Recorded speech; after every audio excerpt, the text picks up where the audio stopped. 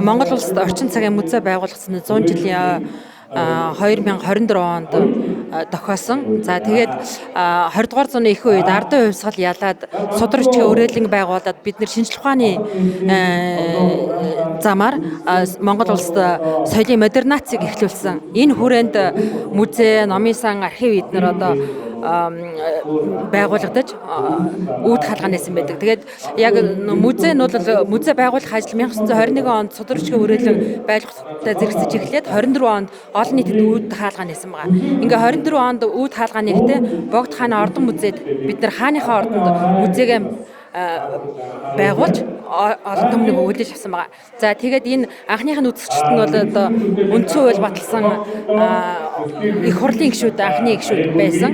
За тэгээд энэс хойш одоо Монгол улсад болоод музейнүүд одоо үүсч хөгжсөн байгаа. Анхлын эхлэн үед 20 дугаар зуунд бол голдуу нөгөө хувьсгалт чанартай социалист үзэл баримтлалыг баримтлсан тийм нөгөө хүмүүсийг ухуулан сургах тийм үзэл сурталтай музейнүүд голдуу байжсэн. Тухайлбал тэрний хүрээнд одоо хувьсгалын музей, Ленин Сүхбаатарын музей, Чавлсингийн музей гэж байсан бол одоо 90-ад оноос төрөлжүүлэн хөгжигдөх гэдэг югаар байгалийн түүхийн угсаатны чиглэлийн музейнүүд байсан байна. За бид бүхэн бол энэ бид бүхний 100 жилд зориулсан ном бол оргуугаас бий болоогүй.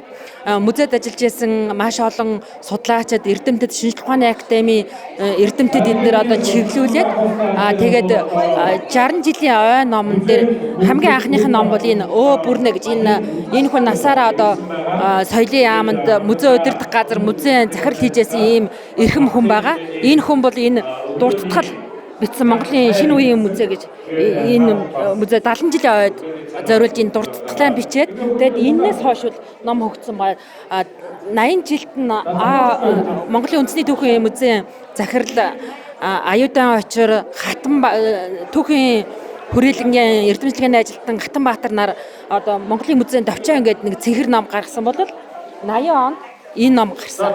За тэгээд энэ номнууд бол ер нь Монголын музейн товч түүх тэгээд орон нутаг судлах музейнүүдийн тухай өгүүлжсэн бол 100 жилд энэ ном гарсан байгаа. За 100 жилд гарсан энэ ном бол ерөнхийдөө музейн үйл ажиллагаа органик байдлаар одоо яг нөгөө музей судлалын үндсэн дээрээс авч үзсэн гэсэн үг. Тэгэхээр одоо хүний нөөц нь яаж хөгжиж байгаа юм 20 дугаар зуунд одоо ямар голдуу хүний нөөцөөр ажиллаж байсан удирдлага зохион болт тэр талаар барьж ирсэн улсын нэг эрх зүйн баримт бичиг нь яаж хөтлөж ирсэн. За түүнээс гадна ямар төрлийн музейнүүд хөгжиж ирсэн, ямар үзэл баримталтай байж ирсэн.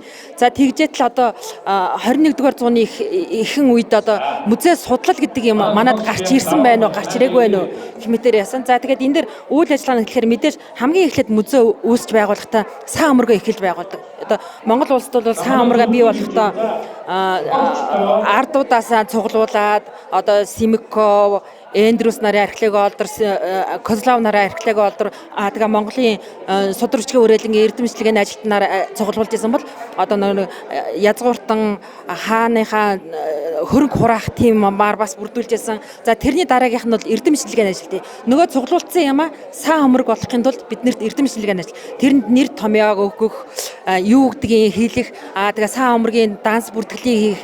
Тэгээ үүний дараа тэр цуглуулж бий болгосон юм дэлгэн үзүүлэх одоо харилцаанд оруулах юм явж байгаа. Тэгэхээр юуник харилцаа гэж байгаа. Харилцаан дотроо үзэгслэн тэгээ боловсролын ажил. За 20 дугаар зууны ихэнх үед бол одоо үзэл сурталын шинэ монгол хүн бүтээх, монгол хүнийг бий болгох гэдгээр байжсэн бол 20 дугаар зуунаас хүнийг хөгжүүл 21 дугаар зуунаас эхлээд хүнийг хөгжүүлэх. Тэгэхээр энэ боловсролын музейн боловсролын ажил маш шинэ тутам хөгжиж маш их далаацтай үзэж байгаа. 100 түүчэлэх 100 нэмэтээ сонин цаасан хэвлэл болон цахим хэлбэрээр уншигч танд хүрч байна.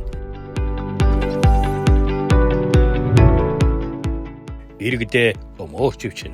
Үндэсний өдөр тутмын сонин 100 нэмэтээ.